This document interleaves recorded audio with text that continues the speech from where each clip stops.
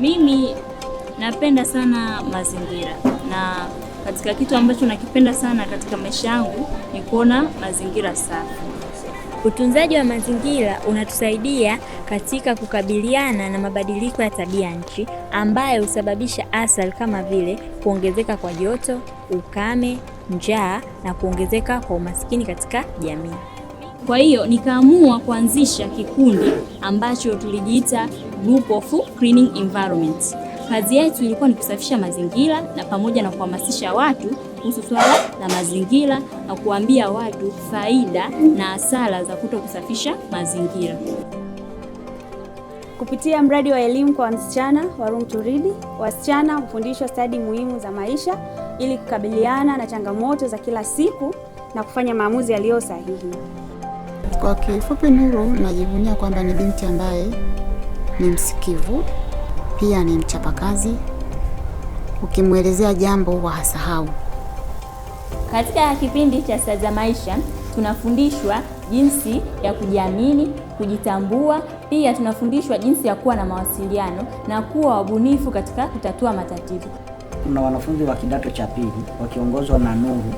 Kwanza wanaokota makopo ambayo yanazagaa hapa shuleni.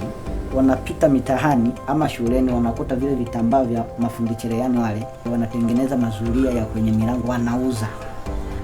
Kutokana na utunzi wa mazingira, sisi tunaokota machupa na vitambaa, na hayo machupa tunatumia kutengenezea kamba za kurukia, na vile vitambaa tunatumia kutengenezea mazulia ya kufutia miguu, na yale mazulia na zile kamba tunaziuza. Ile fedha ambayo tunaipata inatusaidia sana katika vifaa vya shule, na kwa upande wangu mimi nakaa mbali, kwa ile pesa ambayo naipata inanisaidia katika nauli na pia inanisaidia katika ile mitihani ya kila wiki. Elimu ya fedha ni mojawapo ya maeneo muhimu ya stadi za maisha, ambapo wasichana wanafundishwa kujitayarisha, kusimamia na kufanya maamuzi muhimu ya kiuchumi na kijamii ambayo yanawafanya wastawi. Kwa mfano, kuwa wabunifu katika kutumia rasilimali zilizopo katika jamii zao, lakini na kujiamini kuwa wanaweza.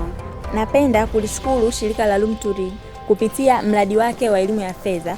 Si tu kwamba wameweza kutufundisha juu ya utunzaji wa mazingira, pia wameweza kutufundisha jinsi ya kutumia rasilimali ili tuweze kujipatia kipato kukidhi mahitaji yetu.